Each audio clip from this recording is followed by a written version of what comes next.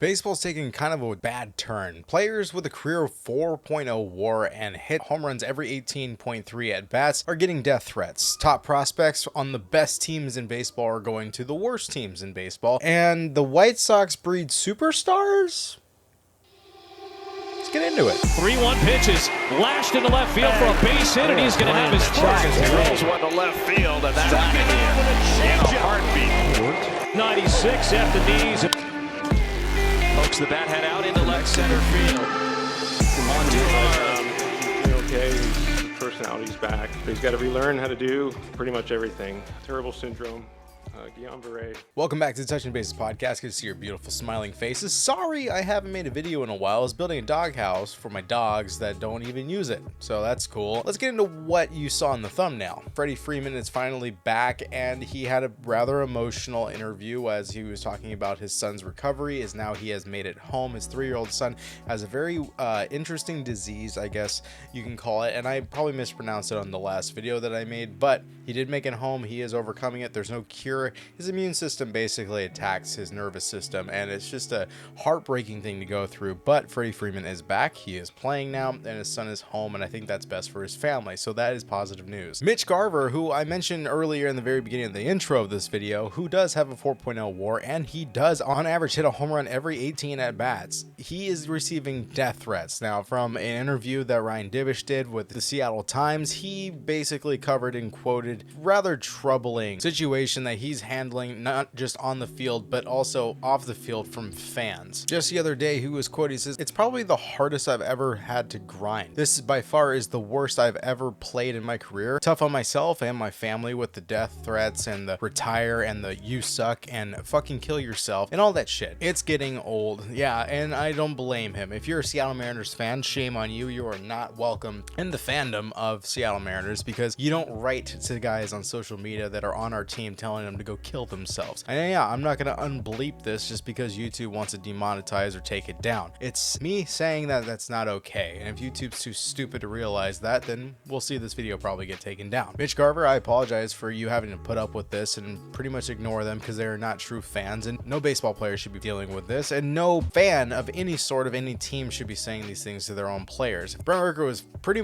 well known for the fact that he told a fan who messaged him saying, "Oh, you hit a single and I was one hit away from winning 6 in a row in some parlay."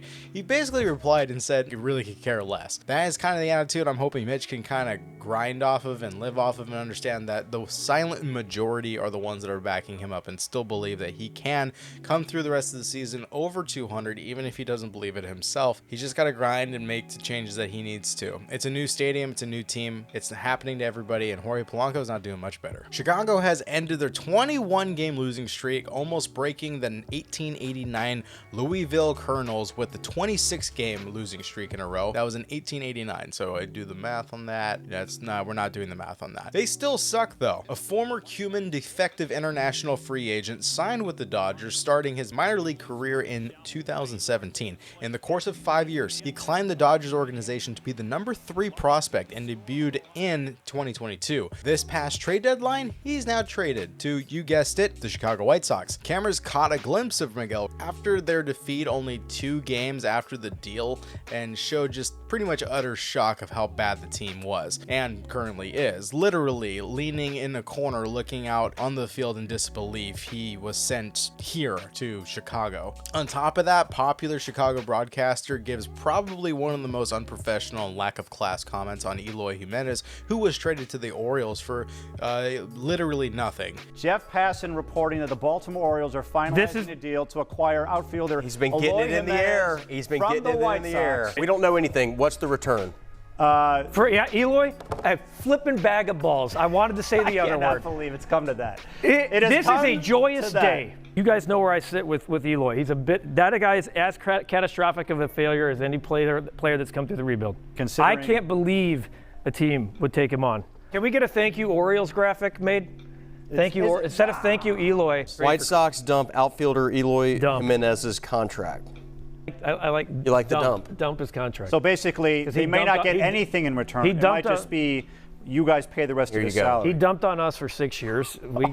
Guys, come on. First off, he isn't the reason that they are projected to lose 120 games this season. Did he play a part in it? Yeah, for sure.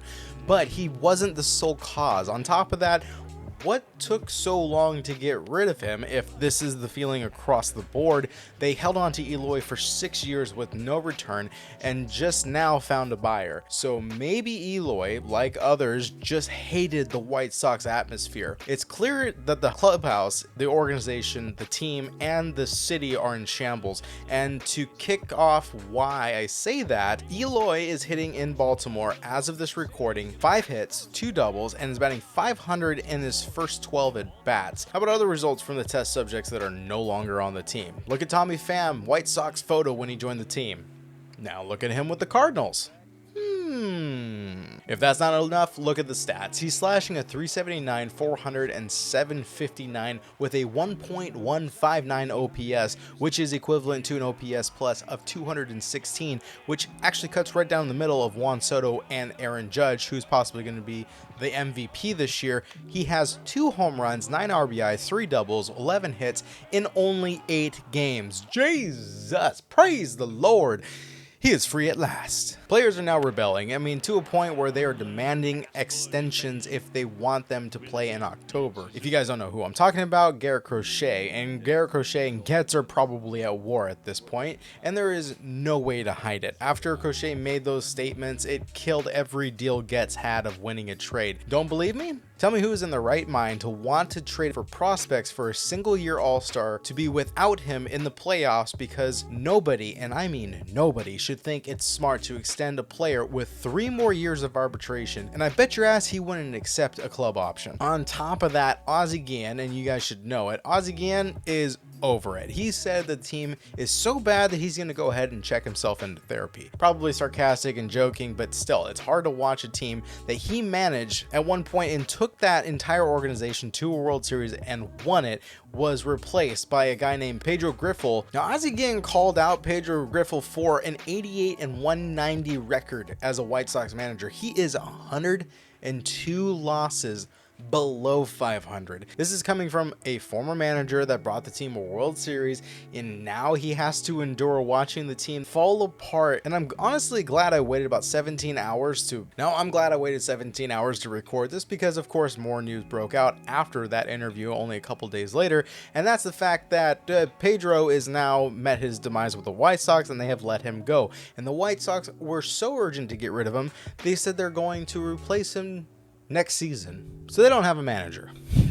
Oh well. Now, honestly, I was gonna hit on the guys that they let go and who they brought back, but honestly, what's the point? It's not gonna change anything this year, so let's go ahead and get back to Vargas. Vargas was batting a 125 in 25 at-bats in LA. Okay, that actually does sound like a White Sox player, but that's a sample size, so hear me out. Vargas now has a chance to play every game, and he should take advantage of every moment he has. He has a contract in pre-arbitration until 2026 and is currently 24 years old. If he could start raking, put up an average over 300, surpass every player on the team, lead this team in an incredible stats, and stay healthy, this is the fastest ticket off this team. Robert Jr. has hit a wall, Crochet has shown his hand, Benintendi is the best on the team and only has an OPS plus of 70 and a WAR of -2. Vargas could make the Dodgers regret their decision. Suck it up, grind hard for the next 2 months. Moral of the story, don't be a shit baseball fan. I don't care if you're a Houston fan, Seattle, LA, or New York.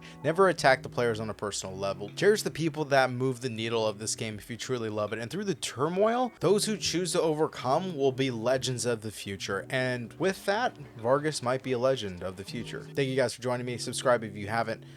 Leave a comment down below what you guys think. If you're a White Sox fan, my condolences, and maybe we'll see you guys next year. Thanks for watching.